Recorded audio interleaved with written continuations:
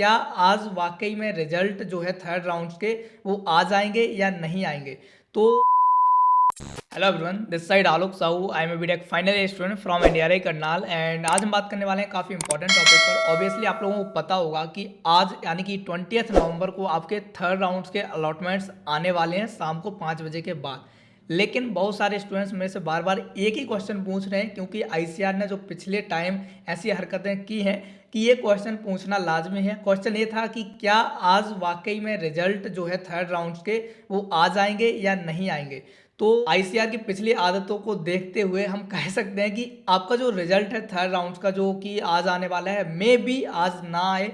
अगर रिजल्ट नहीं आता है तो परेशान नहीं होना है, क्योंकि ये अब आईसीआर वालों की आदत हो चुकी है। जो पहले कभी टाइम पर नहीं रहा तो वो अब ऑन टाइम कैसे हो रहा होगा। बाय चांस अगर आईसीआर आज रिजल्ट दे देता है तो बहुत अच्छी बात है, क्योंकि आप लोगों को ज़्यादा इंतजार नहीं करना पड़ेगा। बट मोस्ट प्रोबेबली आईसीआर अपना रिजल्ट आज तो नहीं निकालेगा, क्योंकि जैसे ही ये लोग रिजल्ट अपलोड करते हैं इनकी वेबसाइट पर, वेबसाइट में ग्लिचेज आ जाते हैं। वेबसाइट क्योंकि बहुत अच्छे क्लाउड सर्विसेज पर नहीं चल रही है, इसलिए वो उतना ज़्यादा डेटा शायद झेल नहीं पाती, जिसके चक्कर में इनकी साइट जो है वो क्रैश हो जाती है और इनको 2-3 दिन लग जाते हैं सही करने में।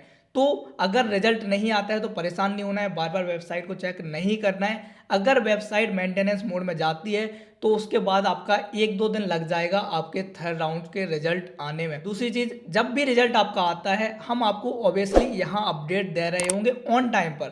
तो जब तक यहाँ अपडेट ना आए, आप मान के चलिए कि आपके रिजल्ट्स नहीं आए हैं, तो आपको इधर उधर बार बार वेबसाइट पर जाकर चेक करने की जरूरत नहीं है। आपको वैसे भी यहाँ आपको पता चल ही जाएगा। तीसरी चीज, आपके जो डॉक्यूमेंट्स वेरिफिकेशन है सेकेंड राउंड के बाद आईसीआर वालों ने अपने आप से वेरीफाई स्टार्ट करने शुरू कर दिए हैं। यानी कि पिछले टाइम क्या हुआ था कि बहुत सारे स्टूडेंट्स को डाउट ये आ रहा था कि भैया हमारे डॉक्यूमेंट्स अपने आप वेरीफाई हो रहे हैं, तो क्या ये गलत है या फिर सही है, क्योंकि हमने ना तो डॉक्यूमेंट अपलोड किए हैं ना ही कुछ किया है, बट स्टिल वो अपने आप वेरीफाई हो चुके हैं। तो ये इसलिए हो रहा है क्योंकि आईसीआर को पहले ही बहुत ज़्यादा टाइम लग गया है आपकी काउंसलिंग के रिजल्ट्स निकालने में। तो उन्होंने क्या किया है कि आपको ये जो डॉक्यूमेंट अपलोड करने की पहले ज़रूरत पड़ रही थी, अब वो ज़रूरत नहीं पड़ रही है। आपको डॉक्यूमेंट्स अपलोड अगेन करने की ज़रूरत नहीं है। वो अपने आप आपके सर्वर से आपके डॉक्यूमेंट जो आपने पहले अपलोड किए थे रजिस्ट्रेशन के टाइम पर, वही डॉक्यूमेंट सीधे सीधे उठा रहे हैं, देन उसको वेरीफाई कर रहे हैं। एंड उसके बाद अगर आपके डॉक्यूमेंट्स में कोई गलती निकलती है तो ही आपको फिर से वो डॉक्यूमेंट्स अपलोड करने की जरूरत पड़ रही है। अगर आपके सारे डॉक्यूमेंट्स सही हैं तो आपको दोबारा उनको अपलोड करने की ज़रूरत नहीं पड़ रही है। तो इसलिए अगर आपके डॉक्यूमेंट्स अपने आप वेरीफाई हो रहे हैं तो आपको डाउट में नहीं रहना है, क्योंकि इन्होंने आपको 1 दिन ही दिया है डॉक्यूमेंट्स वेरिफिकेशन के लिए, अपलोडेशन के लिए। यानी कि अगर आप डॉक्यूमेंट अपलोड कर रहे हैं तो आपके पास बहुत ज़्यादा टाइम नहीं होगा। तीसरी चीज़ जो आपको याद रखनी है, बहुत सारे ऐसे स्टूडेंट्स हैं जो कि पेमेंट के लिए आखिरी दिन तक बैठे रहते हैं कि भैया आखिरी डेट तो बहुत दूर है, तो अभी हम पेमेंट क्यों करें, हम आखिरी डेट के टाइम पर पेमेंट कर रहे होंगे। तो मेरा सजेशन है कि आप आखिरी डेट तक ना बैठे रहें, क्योंकि आखिरी टाइम तक साइट जो है आपकी क्रैश होने लगती है, नहीं चलती है, पेमेंट नहीं होता है, फिर आपको दिक्कतें आती हैं। जैसे ही आपको पेमेंट का ऑप्शन आता है आप कोशिश कीजिएगा कि तुरंत के तुरंत किसी भी डेबिट कार्ड या क्रेडिट कार्ड से अपना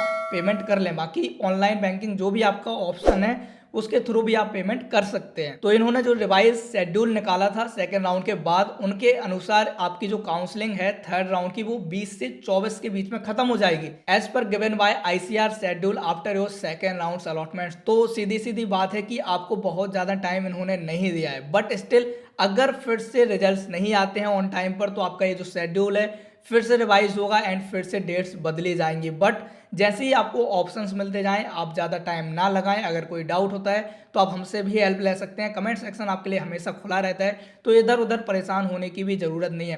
तो इन सारी चीज़ों का ध्यान रखिएगा, चीज़ें बहुत फास्ट हो रही हैं, आपको ज़्यादा टाइम नहीं मिलेगा। एंड उसके बाद आप फिजिकल रिपोर्टिंग के लिए भी ध्यान रखिएगा कि अगर आप सीट को फ्रीज करते हैं तो फिजिकल रिपोर्टिंग आपकी 2 से 4 दिन के अंदर हो सकती है। यूनिवर्सिटी आपको बहुत ही जल्द बुला लेगी, तो मतलब बहुत ज़्यादा टाइम नहीं मिलेगा इन सब चीज़ों में।